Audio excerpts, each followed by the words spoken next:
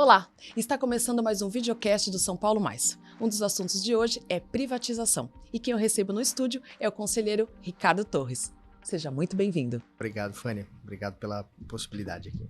Conselheiro, você esteve na SP Regula da Prefeitura. Explica pra gente como foi essa experiência e o que você traz da experiência de lá para o Tribunal de Contas. Então, eu tive a oportunidade de ser o diretor-presidente da SP Regula, que é uma agência reguladora criada aqui recentemente na cidade de São Paulo, com o objetivo de tratar melhor o serviço público delegado. É uma mudança substancial, né? Porque a SP Regula é uma agência do executivo, né? Do Poder Executivo da cidade. E o órgão de fiscalização, o Tribunal de Contas, é um órgão de controle externo, que a gente chama, né? Perfeito. Ainda nessa linha, o tribunal atua fortemente nos editais, né? Cemitérios, mercados, terminais. Como que se dá para eleger o que vai ser privatizado, o que não vai ser? Eu acho que é importante, antes de mais nada, falar sobre privatização, falar sobre delegação de serviço público, né?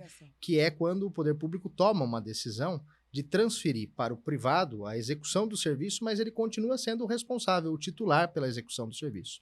Então, eu tive a oportunidade de ser o diretor-presidente da SP Regula, que é uma agência reguladora criada aqui recentemente na cidade de São Paulo, com o objetivo de tratar melhor o serviço público delegado. A administração pública, ela presta serviços para a sociedade, saúde, educação, transporte.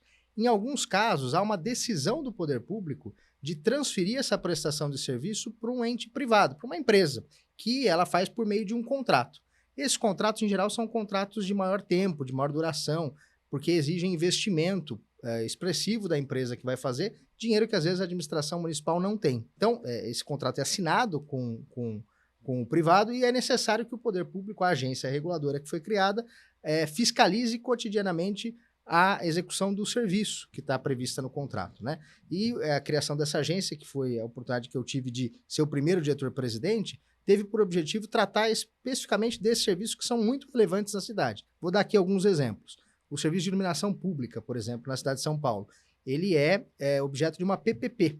O privado faz a troca do parque de iluminações, fez isso nos primeiros anos de contrato, tem a responsabilidade de manter o serviço em funcionamento e a agência reguladora, além de editar normas, fiscaliza se aquelas obrigações do particular, que é a empresa que presta o serviço, está sendo executado.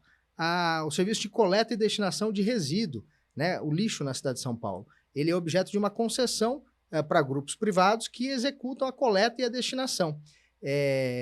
Essa concessão previa ao longo da execução do contrato, que já dura 20 anos, uma série de obrigações importantes, como fazer estação de transbordo, ampliar um aterro, criar uma unidade de destinação de resíduos. Imagina a quantidade de resíduos da cidade de São Paulo, né? Então, a agência foi um mecanismo inovador da administração para poder cuidar desses assuntos que são objeto da gente chama de delegação, privatização, é um termo mais comum, né, para as pessoas, de serviço público, né? Então, foi uma oportunidade muito boa essa de participar da criação disso no âmbito municipal, foi inovador, e essa experiência conecta com a de conselheiro, porque o Tribunal de Contas também exerce a fiscalização dos serviços públicos, né? Só que a gente chama de controle externo, fora da execução do serviço. É como se fosse uma auditoria externa que é contratada para acompanhar, aqui no âmbito público, evidentemente, né? Fazendo um paralelo com o setor privado, para olhar a atividade da administração e do particular. Então, a atividade tem muita relação com o que eu já fazia na SP Regula, né? Agora só que com o objetivo de fazer isso de forma de controle externo e julgar, evidentemente, as contas, aplicar as penalidades que são necessárias e corrigir percurso da administração quando é necessário. E orientar, né? Orientar, exatamente. Também tem esse papel, a função do Tribunal de Contas também é a orientação da melhoria da política pública. Se essa gestão do dinheiro público está sendo feita de forma adequada, de forma eficiente, de forma contabilmente registrada adequadamente, né? Então, tem muita relação também as duas atividades. Aqui é o enfoque dos números, que é o controle do orçamento da cidade de São Paulo, que está entre os maiores orçamentos do país, né? Só para dar uma dimensão, deve ser o quinto maior orçamento, supera 100 bilhões anuais, já hoje o orçamento de São Paulo, fica atrás apenas do orçamento da União e dos estados de São Paulo, Rio de Janeiro e Minas Gerais. Então, é uma responsabilidade muito grande, que ajudou muito agora na atividade de conselheiro pelo conhecimento da dinâmica da execução desse orçamento e dos números da cidade. É como se eu delegasse, o próprio nome já diz, essa atividade para o setor privado, né? São áreas importantes, que em geral são objeto de delegação. aquelas áreas em que o poder público decide porque falta uma condição financeira para investir, ou eventualmente porque falta também expertise, né, que o setor privado, em certa medida, pode ter naquela área, há a decisão de passar o serviço para a execução do setor privado, né? E aí o papel do Estado, fundamentalmente a Prefeitura de São Paulo, é de manter o serviço sob fiscalização e regulação, dizendo como ele tem que ser prestado. Isso é o que fazia a SP Regula, a agência reguladora, que foi uma inovação aqui na cidade de São Paulo, criada ainda na gestão do prefeito Bruno Covas. Ele mandou para a Câmara um projeto de lei criando uma agência reguladora especializada em tratar de serviço público delegado à privatização, né? Esse termo ele é um termo equívoco, né? Sim. Mas a gente vai chamar de delegação e privatização como se fossem iguais, tá bom? E aí, do ponto de vista do controle externo, que é o papel que o Tribunal de Contas exerce, um órgão autônomo que fiscaliza a administração, também há o acompanhamento da execução desses serviços, só que na esfera do Tribunal de Contas do município. Conselheiro, explica pra gente o que são as concessões, como elas acontecem e por que temos que fazê-las. A relevância das concessões ela é clara quando o poder público não tem condição financeira para fazer investimentos importantes.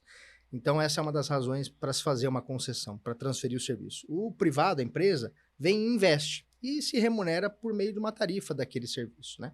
A outra coisa é que o setor privado ele tende a ser mais eficiente na prestação do serviço. Esse componente de lucro que existe, de fato existe, das empresas privadas, quando ele vem para a prestação de serviço público, ele tende a otimizar em alguma medida a prestação e melhorar a qualidade da prestação para o usuário final. É claro que precisa ter muito controle disso. Essa é a relevância de você ter no poder público uma agência fiscalizando se o contrato está sendo cumprido devidamente. Além de um bom contrato, dizendo como tem que ser feito o serviço, uma fiscalização efetiva da prestação do serviço pelo privado.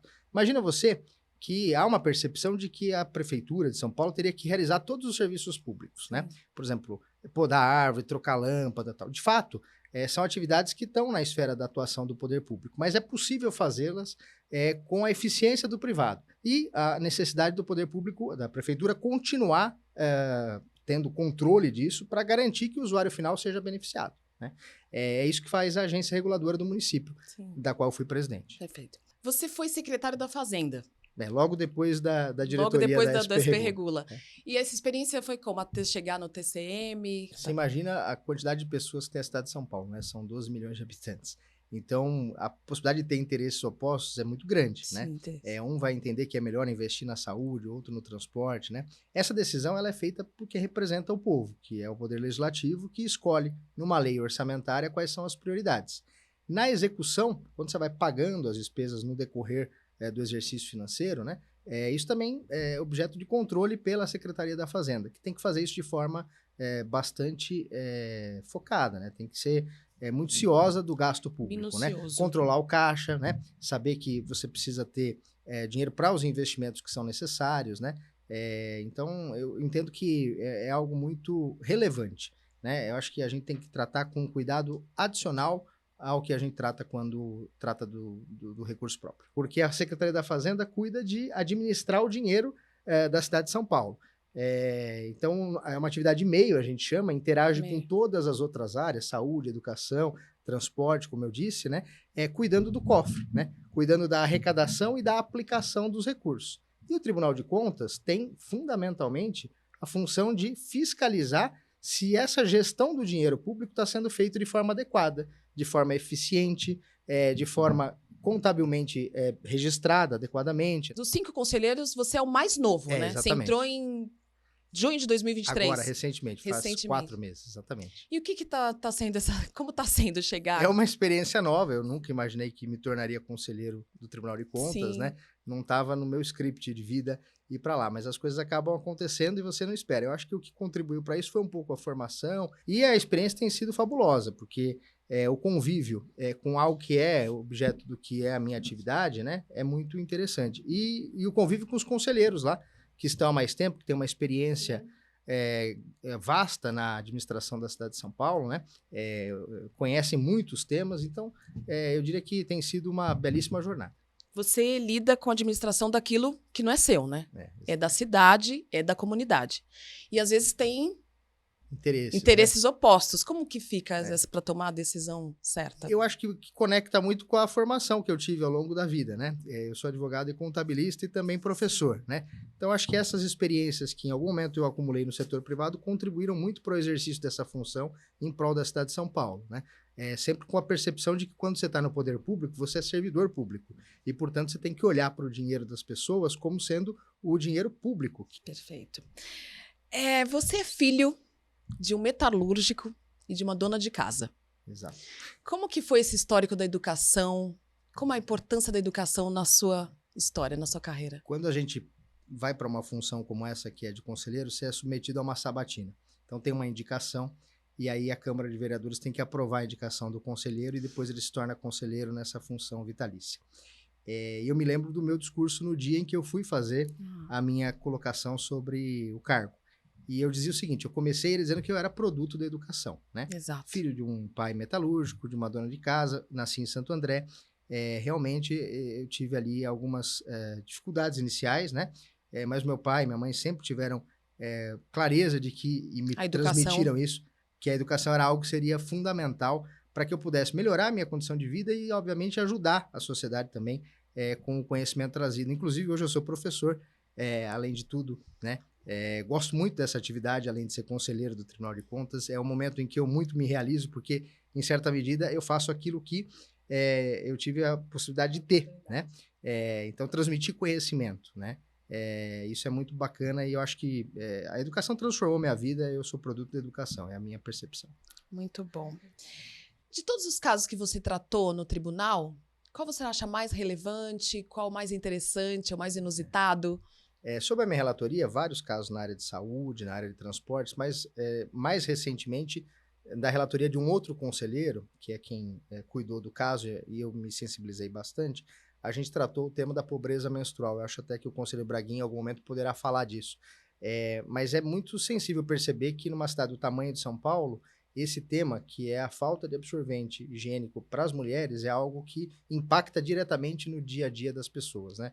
Então, assim, eu me lembro da sessão plenária em que a gente presenciou depoimentos por meio da ida do TCM a loco, né, falar com as pessoas, e a necessidade do poder público gastar dinheiro público nessas atividades, né? A administração municipal já tem uma política nesse sentido, mas sempre o papel do Tribunal de Contas é o de apontar as melhorias possíveis, né? Correção de percursos, né? Às vezes a sanção ao gestor público que não se conduz da forma adequada, mas fundamentalmente também a melhoria da prestação do serviço público. E eu acho que esse caso foi um caso em que ficou muito evidente, né? E mais do que isso, o tribunal presta uma contribuição importante para a administração de sinalizar que é importante ter atenção para esse assunto e melhorar a condição de vida dessas pessoas.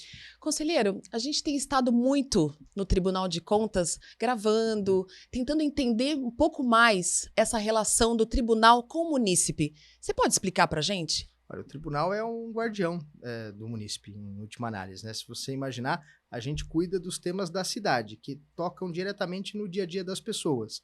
Então, a relação que a gente pretende e é adequada que se estabeleça é que o munícipe vá, se manifeste, faça manifestações, denúncias para o Tribunal de Contas, e ele tem que ter a percepção de que nós estamos lá justamente para assegurar o bom cumprimento do serviço público, né? Por meio de fiscalização, por meio de melhoria do procedimento que a administração adota num ou no outro serviço, né?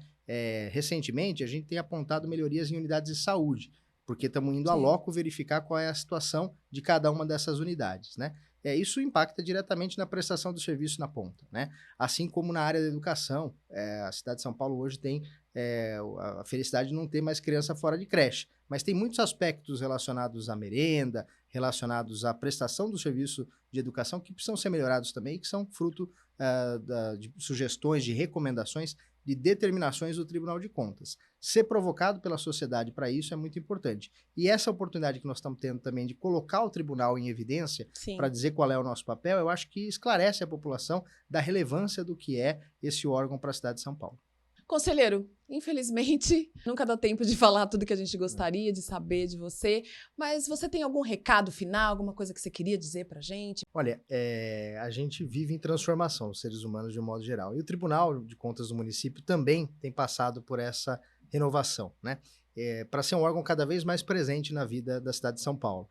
Então, acho que o recado é, venham conosco, né? Você que está nos ouvindo, participe ativamente da vida do Tribunal de Contas e, portanto, da vida da cidade de forma ativa. Perfeito. Conselheiro, muito obrigada pela sua presença. Você nos acompanhe. Até o próximo São Paulo Mais.